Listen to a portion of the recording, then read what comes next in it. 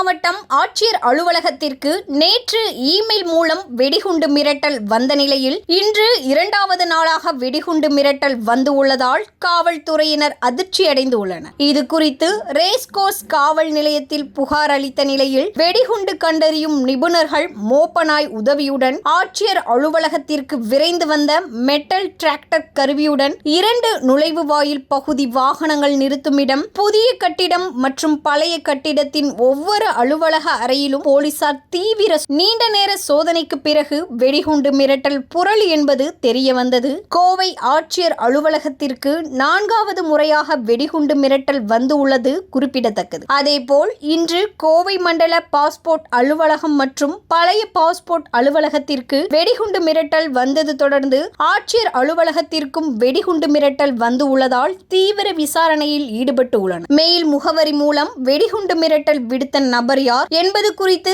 தீவிர விசாரணை நடத்தி வருகின்றனர். தொடர்ச்சியாக 2வது நாளாக வெடிகுண்டு பெற்று வந்ததால் பரபரப்பு ஏற்பட்டுள்ளது.